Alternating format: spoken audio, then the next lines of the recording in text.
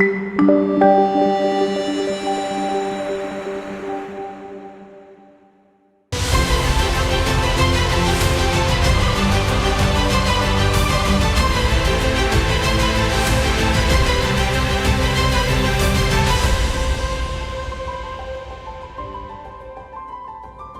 I'm J Loren Norris. I'm here today to dive into the Word with you. And so let's jump right into Song of Solomon, chapter 5. This one actually starts with the torment of separation. I've come into my garden, my sister, my bride. I've gathered my myrrh along with my balsam. I've eaten my honeycomb, my honey. I've drunk my wine, my milk. Eat, friends, drink, and vibe deeply, O lovers. I was asleep, but my heart was awake. A voice, my beloved, was knocking. Open to me, my sister, my darling, my dove, my perfect one, for my head is drenched with dew, my locks with the damp of the night. I've taken off my dress. How can I put it on again? I washed my feet. How can I dirty them again?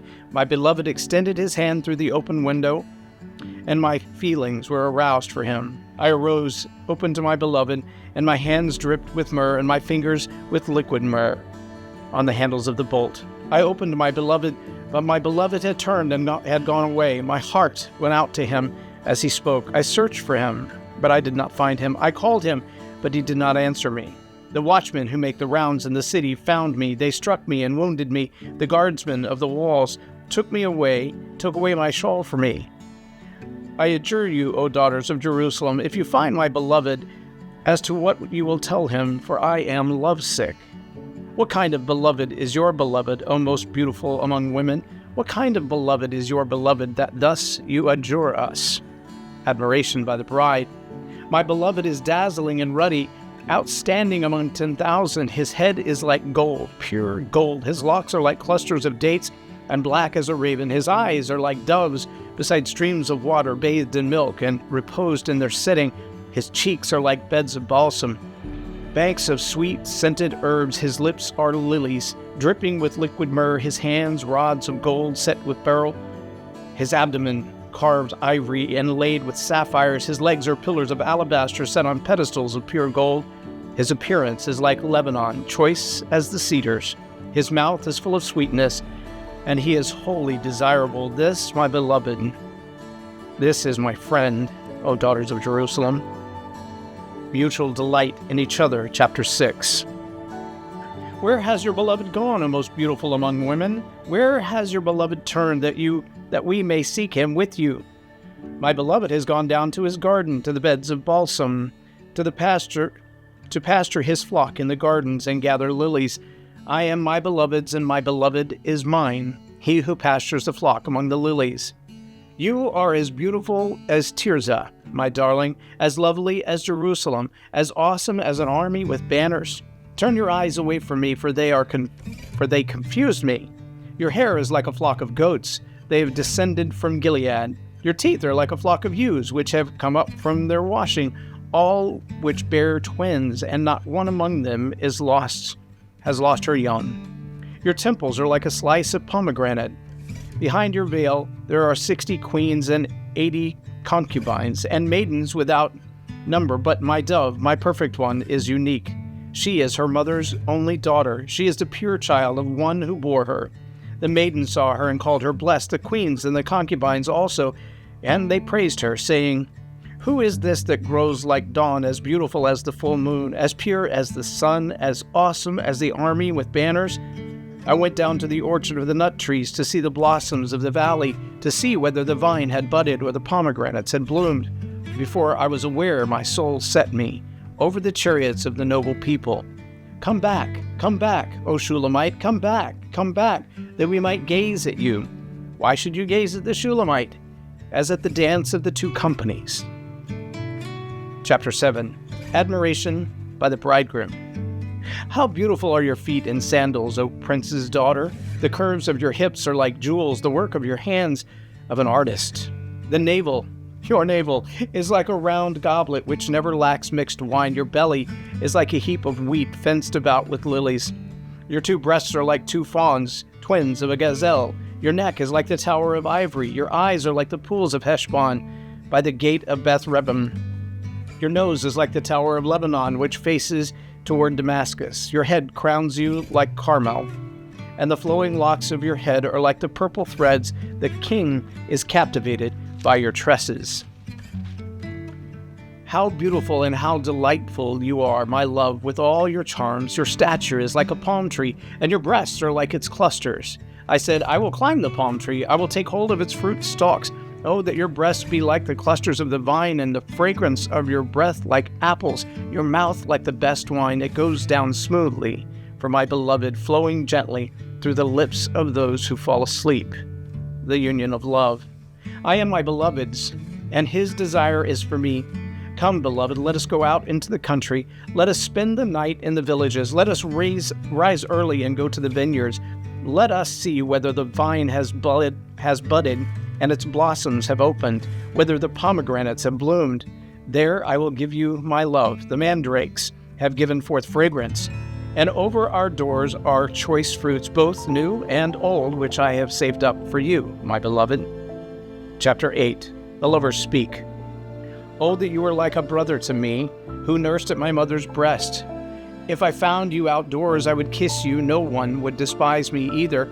I would lead you and bring you into the house of my mother who instructed me. I would give you spiced wine and drink from the juice of pomegranates. Let his left hand be under my head and his right hand embrace me. I want you to swear, O daughters of Jerusalem, don't arouse or awaken my love until she pleases. Who is this coming up from the wilderness, leaning on her beloved? Beneath the apple tree I awakened you. There your mother was in labor with you. There she was in labor and gave you birth.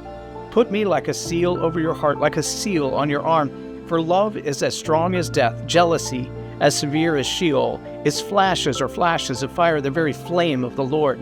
Many waters cannot quench love, nor will rivers overflow it. If a man were to give all the riches of his house for love, it would be utterly despised. We have a little sister, and she has no breast. What shall we do for our sister on the day when she is spoken for? If she is a wall, we will build on her, battlement of silver. But if she is a door, we will barricade her with planks of cedar. I was a wall, and my breasts were like towers. Then I became in his eyes as one who finds peace. Solomon had a vineyard at Baalhamon. He entrusted the vineyard to caretakers. Each one was to bring 1,000 shekels of silver for his fruit. My very own vineyard is at my disposal. The 1,000 shekels are for you, Solomon, and 200 are for those who take care of its fruit. O you who sit in the gardens, my companions are listening for your voice. Let me hear it. Hurry, my beloved, and be like a gazelle or a young stag on the mountain of spices.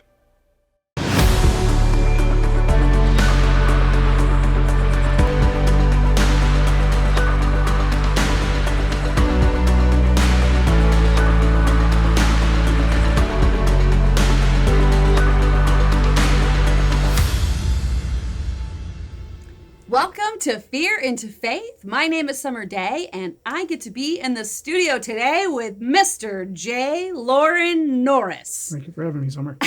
I'm really glad that you're here. Thank you. Thank you for agreeing to be a part of this TV show and being one of our readers. You know, you and I have been friends for a little while now, and I've seen you speak on stages, and you have one of those really powerful voices, so I was excited to hear you read the Word of God. Thank you. What was that like for you today? There's a lot of big words. And a lot of names that we don't use in America on a regular basis. Yes, but you did a great job. Well, thank you. You sounded well, my friend. You did. I know that you weren't anticipating having to do the King James version with some of those words. But some of the words, some of the names, some of the sentence patterns. Yeah. Yeah, and I thought better you than me. Yeah, thank you. You're welcome. Look out for that bus! Yeah. Well, I actually know a lot about you from the business perspective. I know you're a speaker coach, but I haven't really got to unpack your sort of journey with the Lord. So I think let's start there. Let's reverse back in time. And were you born and raised, with strong faith? I was born and raised in what you would consider a religious understanding of faith. Okay. By that I mean I was raised in a small town in central Texas where most people think if you're not born a cow, you're born a Christian. If you're not born a cow, you are born... If you're human, you're probably... I've not heard this before. Yeah. I actually just recently relocated to Texas. Yeah. Yeah, Welcome and you home. live in thank you. We really like it here. The people are amazing. And so you've said that essentially the belief in Texas was if you're not born A cow. You're born a Christian. a cow, you're born a Yeah. Christian. Okay, I've not heard that. Let's So go on. Southern Baptist, right? So I recently heard a pastor, Robert Morris of Gateway, he said, there's a difference between conception and incubation and birth. Okay. And so the way I would have told you before I heard that theory, I would have said, well, I was born again at 9 years old, and then I kind of fell off the wagon. So I gave my life to Christ at 9, didn't really give it up. I just kind of took what he offered. But that happened because I was in a little church in Enid, Oklahoma, and my stepdad was very abusive. And I heard the preacher say, it was I was making paper airplanes with gum wrappers, right? Yes. I'm not really paying What attention. 9-year-old boys are usually doing. I wasn't paying any attention to the message. But I heard him say, if you need a best friend who will stick closer than a brother, come up here and meet my friend Jesus. Good. I had no brother. I had no friends. I had an abusive stepfather. And I was looking for any dude that really wanted to hang out with me. And so I went up there, accepted Christ at 9 years old, had no idea what I was doing. Over the next 6 to 9 months, though, I won every Bible drill. I was there every time the doors were open until my stepfather said, you'll never go back to that building as long as I can help it. And the day that I got baptized, there was none of my family in the audience. But I remember that day after the service was over, everybody was shaking hands with the pastor, Brother Byron O'Neill. He's standing on the edge of the platform, and I climbed up on the platform, pushed him off the platform, and when he turned around, we were eye to eye. And I looked him in the eye and said, one of these days, Brother O'Neill, I'm going to take your place. Wow. Now, the real irony is you can fast forward about 20 years, and a girl that I was seeing at the time was from Oklahoma, and her family lived just miles down the road from Enid, which I hadn't revisited since we left when my stepdad died. And I looked up Brother Byron O'Neill, and we went to his house. And he not only remembered that, he had written it in his Bible, and he was the only person I know that saved the obituary of my stepfather. Wow. And so when I went to see him, he handed me that, and he said, there's been a calling on your life as long as I've known you. I just wish I'd been able to keep in touch with you and disciple you. But I went as far from the kingdom as you can imagine. Yeah. I mean, as far as you can imagine. If there's something you could do wrong, I found a way to do it. Wow. Well, I want to know more about when you saw him. I feel like you left us hanging a little bit on that story. It was a really interesting thing. It was almost like a coming full circle. Yeah. So the meeting, we drove 2.5 hours to get to his apartment. We walked in the door. We sat with him for probably 10 minutes. He was old and frail and feeble, but he remembered me sharp as a tack. Remembered the day that my stepdad said, don't come back here. And it was because, and I hearken back now when I think about it, Tony Robbins, his whole story started when his stepfather refused to accept a free turkey for Thanksgiving. Well, we were asked to leave we were told to get out of the church by my stepfather because someone from the church gave shoes to my sister. Oh, wow. So very similar kind of Yeah. wrathful heart. Yeah. And so that really sparked an interesting journey for me. But it was shortly after that I was molested as a 9-year-old boy. I spent the next 25 years addicted to pornogaphy as a result. Like I said, I ran as far from God as I possibly could. Wow. It wasn't until basic training that I'd fallen in love for as much as you can at 19 years old, just before going into basic training. Yeah. And I was writing her letters and trying to call her. And when I called one time, her grandmother picked up the phone and said, she never wants to talk to you again, and hung up on me. And so I was devastated. Yeah. I had joined the Air Force because my high school sweetheart broke up with me. And when I called her, she was like, who is this? And I'm like, what? We've been together 3 years. How do you not know my name? And so it was just a collision after collision of relying on people and finding that I couldn't trust them. And so I'm writing a letter to this girl to say, I want to fix this. And it kept turning into a poem. And I would get mad. I would wad them up and throw them I'd start again. And I'd get to the point. And when I realized that they ended the same every time, I started pulling them out and laying them onto the bed next to each other. And that day, I had been made dorm chief over our flight in basic training. And I'm reading these stanzas. Every man in the room is crying. Day 9 is kind of the breaking point where they've shaved your head. They've taken away your identity. Everybody's lost. Yeah. And I'm listening to it. Everybody in the room has the same emotional sense that I do right now. It was so bizarre. But all of these letters ended in the same couple of lines. I need somebody to lean on, that no matter how hard I lean, they don't turn their back on me. And it was like instantly an epiphany of Jesus leaning against the wall, arms crossed, not like judgment, but like, Yeah. I'm waiting. Wow. And the words he said to me were, I never turned my back on you. You turned your back on me. Wow. And so I guess for the lack of a better word, I repented right then. And I said, let's do this then. And I stood up and I turned around to the rest of the group and I said, every one of you are crying for the same reason. But I'd like to lead us in the Lord's Prayer. It was the only thing I knew. Wow. And so I led the room in the Lord's Prayer. I don't know how long you've been in Texas or how many times you've been in Texas, but it tends to get a little toasty. I saw a Facebook post today that somebody ran into Abednego at the 7-Eleven. I wouldn't be at all surprised. Meshach, Shadrach, and Abednego. Anyway, it gets really hot. And so September the 30th of 1988 was when I went into basic training. So 9 days into that. And I said, let's pray. And this cold wind blew through the windows. Wow. You would have thought somebody dropped the temperature 50 degrees. Every man that was already in bed pulled a blanket up to his neck. The crying ceased.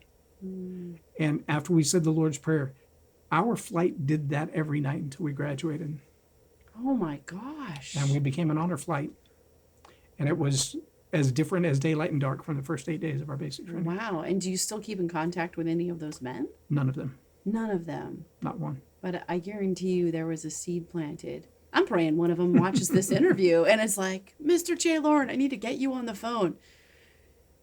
I want to go back to when you got to meet that pastor. I want to know what that was like for you and how that started to change your life. I'll be honest and tell you, I was ignorant at that point. There was a whole lot of arrogance and pride in me. And, I felt like I did something for him to go back and see him. And you know what else? I just realized it's time for us actually to go on a commercial break, which is perfect to leave everybody hanging. And you shared a lot that we're going to unpack when we come back.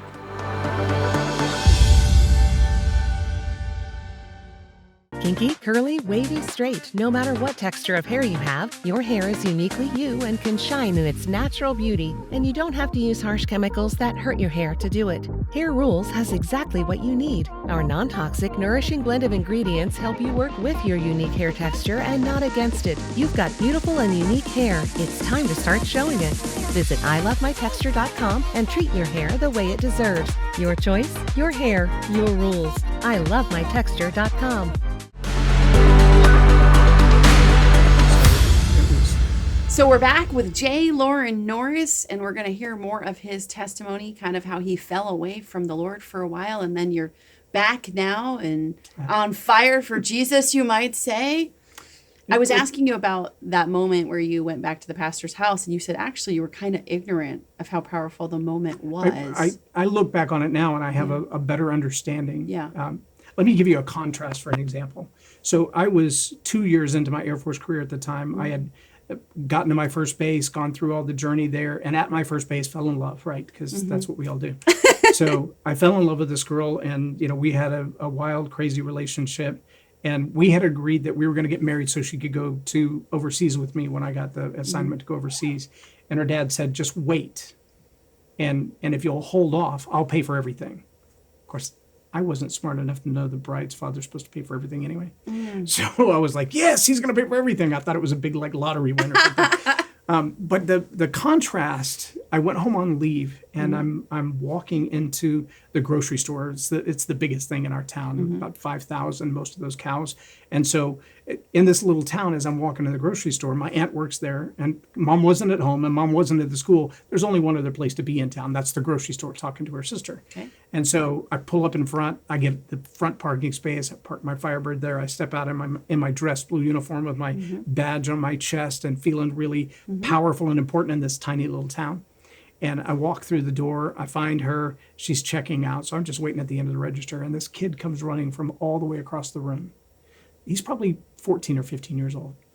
Sprints across the front of the grocery store. Everybody's turning to look at him. It's like this moment on the beach, like the unrequited love finally returns home kind of thing. And I don't have a brother and I don't have a son. And so who's this kid, right? And so he runs and he jumps and he hugs me around the neck and he looks at me and he looks me up and down. And I'm so proud of myself for all that I've accomplished coming from a small town to be Yeah. in the Air Force. And he says, I want to be just like you when I grow up. And I was like, wow, that's awesome. High five, right?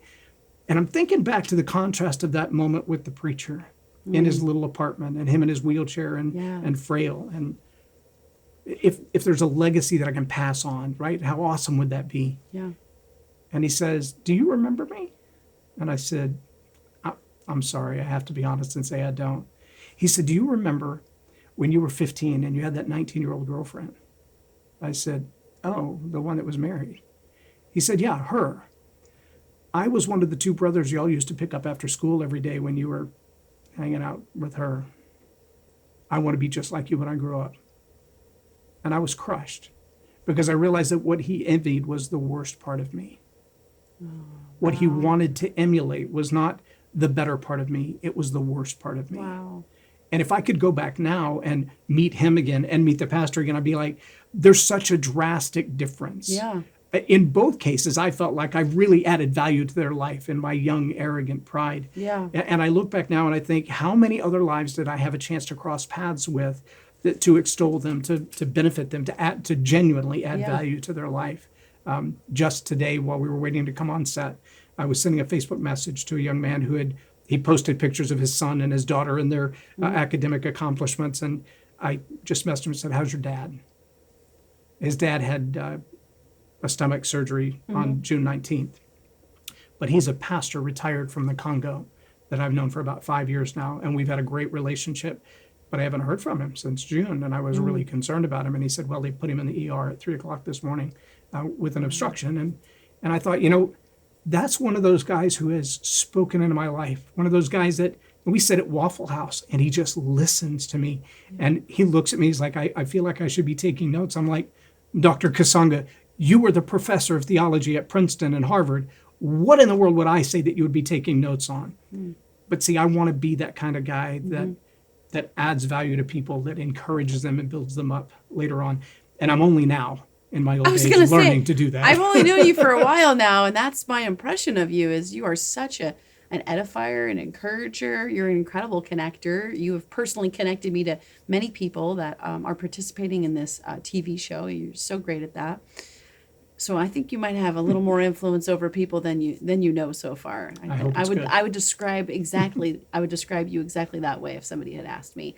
Okay, we're gonna go reel back just a little bit because you threw out a lot of stuff in the beginning, including your addiction, and I feel like it's time to go back there and put some weight on it because I am so proud of you to be a man and be so vulnerable and willing to just openly share your struggle. You said starting from 9, it was 25 years of addiction to porn. Yep. And from what I know about the statistics of pornography is, they're saying that it's like 69-70% of church-going men sitting in the pulpit have gone through at least a season of struggling with porn. And now it's 58% of pastors, 23% of women.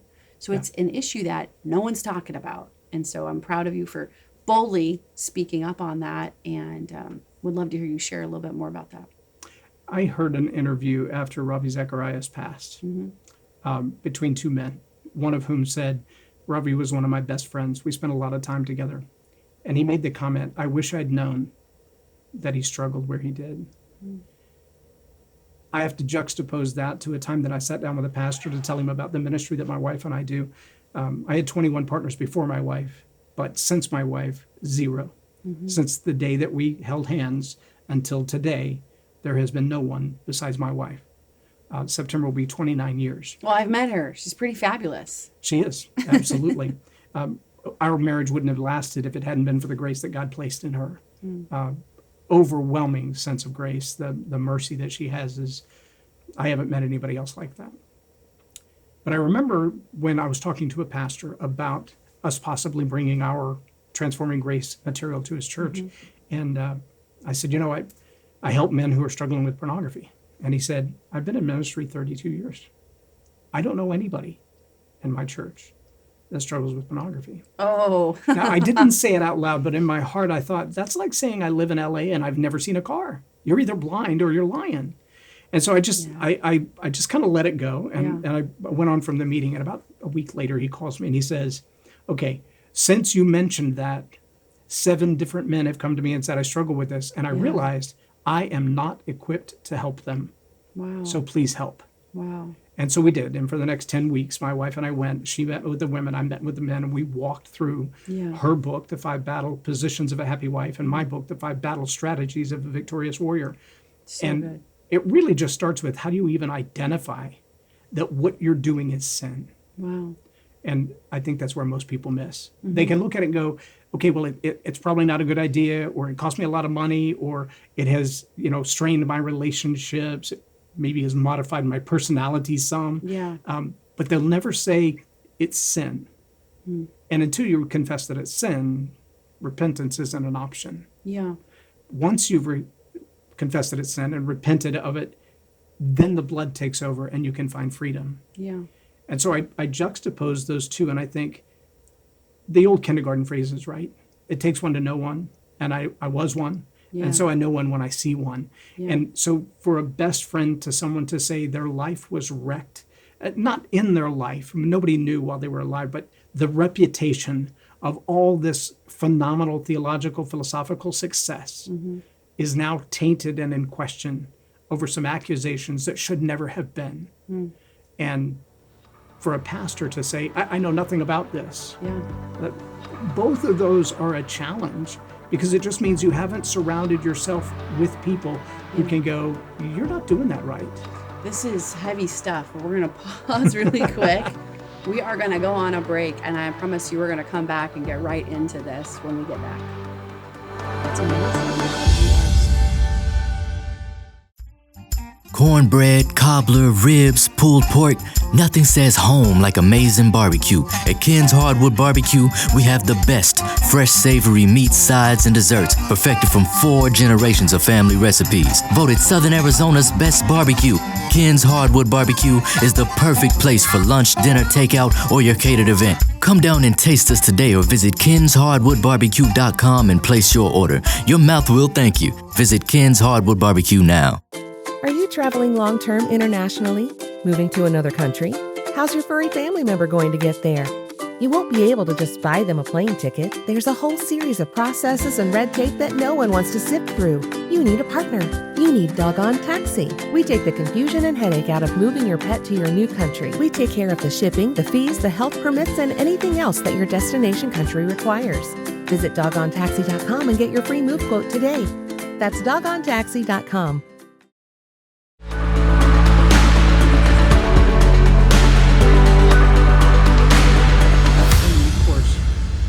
All right, we're back, and we're going to just head right back into where we left off. But before we get more of the story, you were talking about your books. Yes. Where can people get these books? You can go to mentioned? Amazon.com and search by my name, J Loren Norris, or you can look for 5 Battle Strategies of a Victorious Warrior. There's even a website, 5battlestrategies.com, that has all the material on it. And then your wife's book was called? The 5 Battle Positions of a Happy Wife.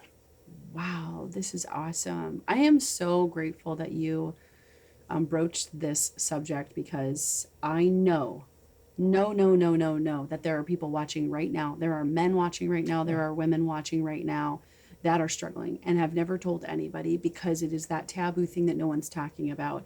And I just want to share with them just that is what Satan uses. He uses that guilt. He uses that shame. He uses that condemnation to keep them stuck. And I love that you said, look, for 25 years, if there was a sin, if there was a way to get far away from God, I did it. And yet, when you were ready, he was sitting there with his arms crossed like, hey, I've been here the whole time. And I think that that's a misconception all the time, is people think that I've gone too far away. I've done too many other things, and he's not going to welcome me back. And you know my story, that, my husband, similar struggles, and we've walked through this. So I want to unpack just a little bit about, what would you say? And man, you can look just right at that camera. What would you say to the person that's struggling right now, and they're listening to this, and they're maybe just feeling like, maybe I need to tell somebody, maybe I need to do something about it? What would you say just directly to that? So there are 2 things. Man or woman, because they're both. So the 2 things I want you to understand. You can check out the rest of this interview right here, or by going to BibleRevival.tv. And if this show has blessed you, you can help us bless others by partnering with us for as little as $20 a month and help us to expand the reach of this show. We'd also like to invite you to join our Kingdom Discipleship Program, where you have an opportunity to get on weekly Bible Zoom calls with us and people around the world to deep dive into His Word. And you can check all that out at BibleRevival.tv. I'll see you next time, my friend.